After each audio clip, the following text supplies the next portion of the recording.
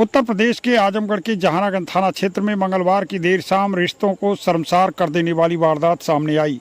नयापुरा कस्बे में कथित तौर पर जमीन के विवाद ने ऐसा खूनी मोड़ लिया कि सगे भाई ने ही 25 वर्षीय युवक पर चाकू से हमला कर उसकी जान ले ली।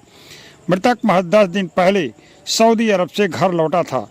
घटना के बाद इलाके में तनाव फैल गया, जबकि शव हटने के बाद पुलिस को भीड़ को तितर बितर करने के लिए हल्का बल प्रयोग करना पड़ा।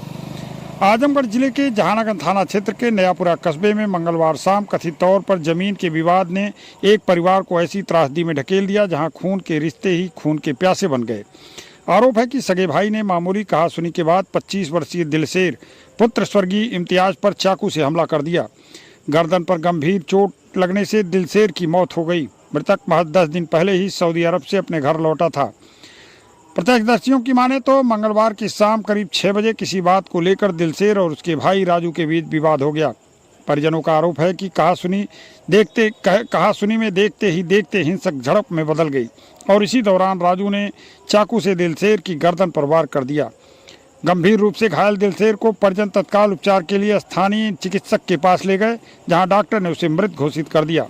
घटना की सूचना मिलते ही जहानागंज पुलिस मौके पर पहुंची और शव को कब्जे में लेकर पोस्टमार्टम के लिए मर्चरी हाउस भेज दिया। पुलिस ने घटनास्थल का निरीक्षण कर साक्ष्य जुटाए और मामले की जांच शुरू कर दी। मृतक की पत्नी का आरोप है कि परिवार में लंबे समय से जमीन को लेकर विवाद चला रहा था।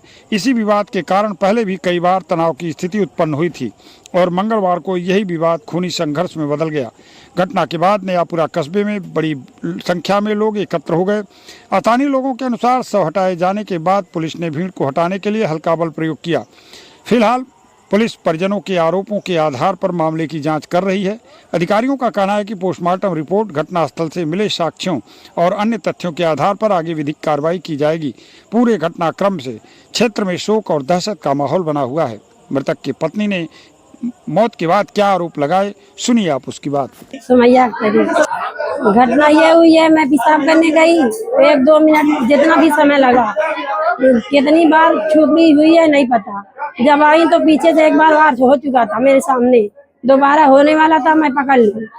एक हाथ से छुरी पकड़ी है, फिर उसके बाद मेरी सास कह रही थी मटकी को मारो, मटकी को मारो। फिर मेरे देवर जो थे वो एक हाथ से पूरी गर्दन पकड़ी हुई थी। कुछ भी नहीं हुआ था, मैं मैके रहती थी, मेरे सऊदी रहते थे। 2 साल बाद आए थे।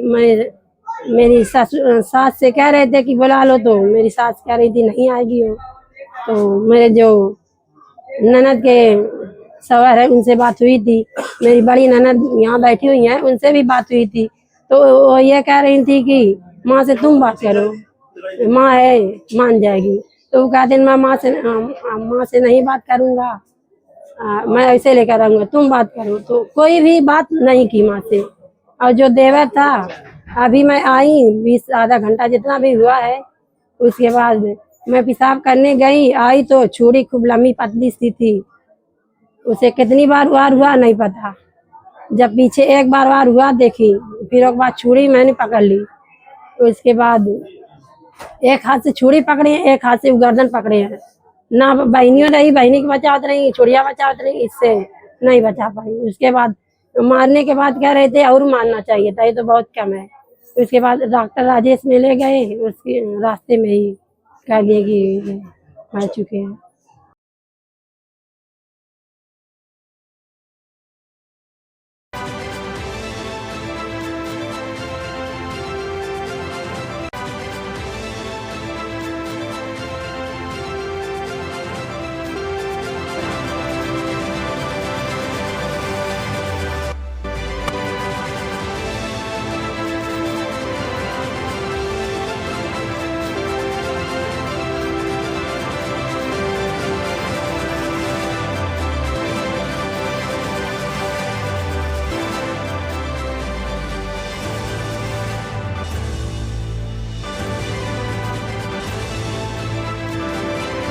नर्सिंग में करियर बनाना चाहते हैं लेकिन सही कॉलेज की तलाश है?